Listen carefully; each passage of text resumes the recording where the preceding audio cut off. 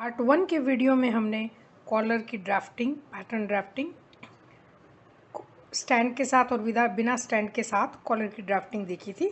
अब कटिंग कर दिए। अब इस वीडियो में हम स्टिचिंग करने का तरीका देखेंगे। वन पीस कॉलर की इस तरह से कटिंग कर ली है और दो लेयर कॉलर है ये। एक लेयर के ऊपर इस तरह से बुकराम फेसिंग को आयरन करके चिपका लिया है और इसके नीचे एक और लेयर है। अब इसकी स्टिचिंग शुरू करेंगे। कॉलर के पॉइंट को बाहर बिल्कुल शेप के हिसाब से पॉइंटेड निकालने के लिए इस तरह से हाथ की सुई में दोहरा धागा डाल लें और ये दोहरे धागे को इस तरह से ये जो जहाँ पर पॉइंट है यहाँ पर हम बुकराम को साथ लेते हुए एक छोटा सा टांका लगाएंगे। इस तरह से लगाएं, निडल को अंदर डालें और ये पॉइंट को बुकराम को लेते हुए एक टांका लगाएंगे और इस तरह से मशीन के साथ साथ सीने में कई बार ये मिस हो जाता है, तो इस तरह से पहले से ही टांका लगा लें और बाद में इस धागे को खींच करके पॉइंट को बिल्कुल सही तरीके से बाहर निकालेंगे। तो इस तरह से अंदर की तरफ रखें, दोनों तरफ से अंदर की तरफ रखें और अब इस कॉलर पर सिलाई करेंगे बिल्कुल बुकराम से लग के इस पॉइंटेड पार्ट से लेकर के ये ऊपर वाले पार्ट तक और फिर वापस यहाँ तक स्टिच करेंगे।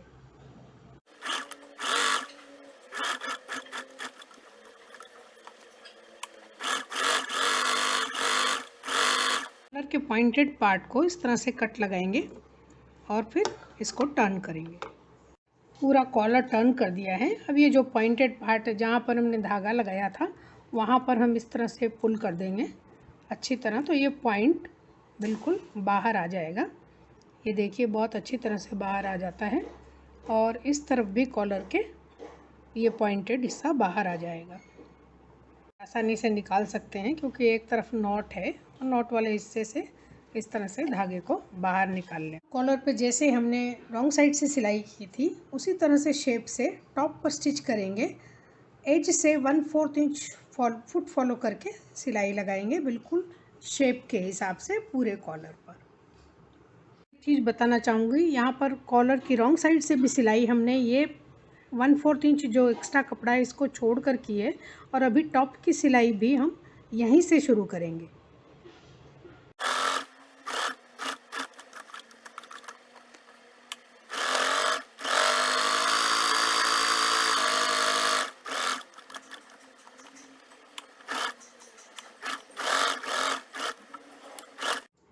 टॉप की स्टिचिंग हो गई है।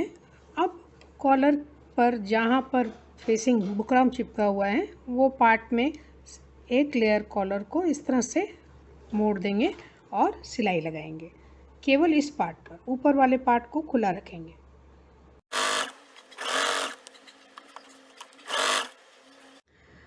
कॉलर स्टिच करने के लिए यहाँ पर मेरे पास फ्रंट पार्ट रखा हुआ है जिसमें योक स्टिच कर दिया है और प्लैकेट भी फोल्ड कर दिया है या स्टिच करना चाहिए तो जिस तरह का प्लैकेट आपने बनाना है उस तरह का प्लैकेट स्टिच कर दीजिए। योक स्टिच कर दीजिए जिसके साथ ही शोल्डर स्टिच हो जाता है। और अब हम कॉलर इसके साथ प्लेस करेंगे। कॉलर को फोल्ड करके सेंटर पर एक हम नॉच कट करेंगे और ठीक इसी तरह का नॉच हम योक पर भी, बैक नेक के योक पर भी करेंगे। बैक योक के साथ मैच करेंगे, बैक नेक लाइन का जो सेंटर है वहाँ पर मैच करेंगे और इसके साथ ही कॉलर के एंड को फ्रंट पार्ट के का जो प्लैकेट है वहाँ पर एग्जैक्टली मैच करेंगे इस तरह से और पिन लगाएंगे।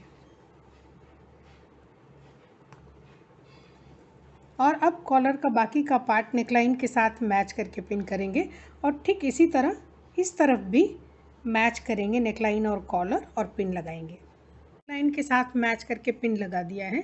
अगर आप पहली बार कॉलर स्टिच कर रहे हैं तो बैक के सेंटर पार्ट से सिलाई शुरू करें और यहाँ से जा कर के एक तरफ फ्रंट पार्ट पूरा करें और फिर दूसरी तरफ यहाँ से इस तरह से स्टिच करें। और अगर आप कॉन्फिडेंट हैं तो आप फ्रंट पार्ट के नेकलाइन से भी शुरू कर सकते हैं, एक एंड से दूसरे एंड तक।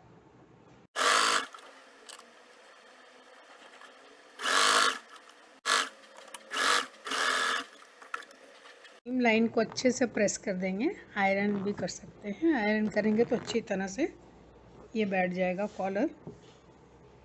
ये सीम लाइन प्रेस कर लेने के बाद कॉलर को के जो स्टिच किए हुए हिस्से को इसके ऊपर लैप करेंगे और इसकी सिलाई सीधे तरफ से करेंगे, जहाँ कॉलर और बॉडी का जॉइनिंग है यहाँ से सिलाई आएगी। फिनिशिंग स्टिच फ्रंट एंड से शुरू करेंगे और दूसरे एंड तक जाएंगे। इसको बैक सेंटर से शुरू नहीं करेंगे और इसके साथ ही ध्यान रखेंगे कि ये जो हमारी सीम लाइन इसके अंदर चली जाए, लैप हो जाए ये कॉलर इसके ऊपर और ये सिलाई में आ जाए, ये ध्यान रखते हुए सिलाई करेंगे।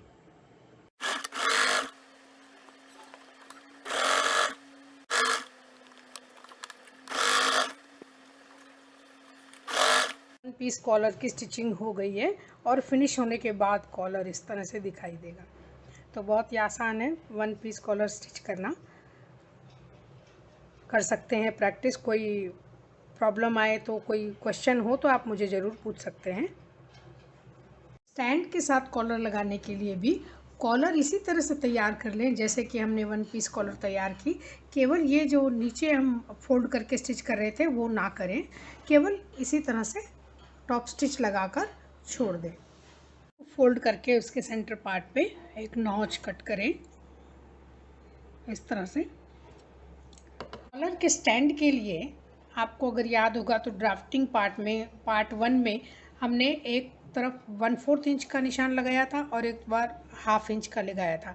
तो नीचे की तरफ 1/4 का निशान है, तो इस तरह से एरो मार्क कर ले पहचान के लिए, क्योंकि ये शेप से थोड़ा सा कन्फ्यूजन हो सकता है।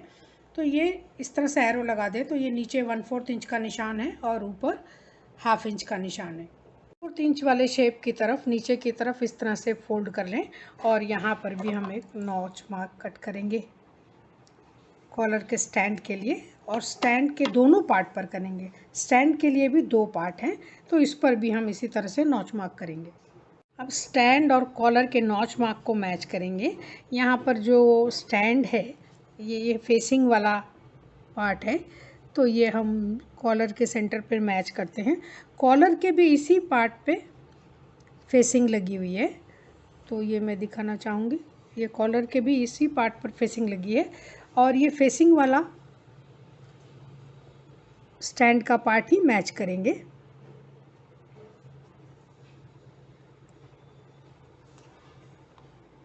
और दूसरी तरफ जो बैंड का दूसरा वाला पार्ट है वो मैच करेंगे।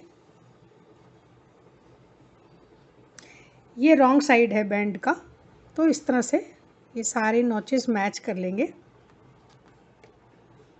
मैच करेंगे। ये रॉन्ग साइड है बैंड का, ये भी रॉन्ग साइड है बैंड का, और बीच में कॉलर को सैंडविच करेंगे और पिन करेंगे। और फिर से बताना चाहूँगी, हमारी कॉलर स्टैंड से 1 इंच कम है चौड़ाई में, तो ये हमारी यहाँ पर स्टिच करने के साथ ही कॉलर यहाँ ख़त्म हो जाएगी, लेकिन हमें सिलाई यहाँ करनी है और इस पार्ट तक करनी है। ये जो पार्ट है स्टैंड का, यहाँ तक सिलाई करनी है।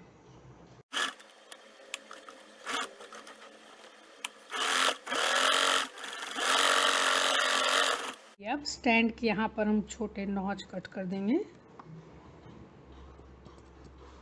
और अब इसको टर्न कर लेंगे। इस तरह से दूसरी तरफ भी कट लगाएंगे और फिर इसको टर्न करेंगे। के इस पार्ट को, एक पार्ट को इस तरह से फोल्ड करेंगे और जैसे वन पीस कॉलर में स्टिच किया था उसी तरह से स्टिच करेंगे। स्टैंड पर इस तरह से नॉच कटा हुआ है और ये बैक पार्ट के नॉच से इस तरह से मैच करेंगे और जिस तरह से हमने वन पीस कॉलर को सेट किया था उसी तरह से सेट करेंगे और स्टिचिंग भी वैसे ही होगी। की स्टिचिंग शर्ट के नेकलाइन के साथ हो गई है और अब स्टैंड के दूसरे वाले पार्ट को इसके ऊपर लैप करेंगे और इसको फ्रंट साइड से आगे के भाग की तरह से यहाँ पर सिलाई करेंगे इस एजेस पर टॉप स्टिच लगाने के लिए फ्रंट ओपन पार्ट के एंड पार्ट को स्टैंड को इस तरह से स्टिच लगाएंगे और इसके साथ ही स्टैंड और कॉलर की जो जॉइनिंग है यहाँ पर भी स्टिच लगाएंगे।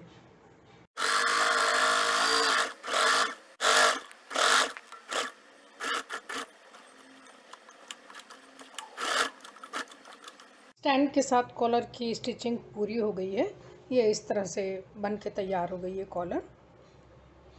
इसका शेप इस तरह से करेक्ट आना चाहिए।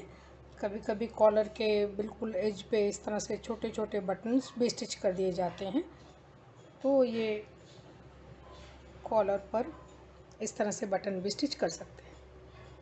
ये स्टैंड कॉलर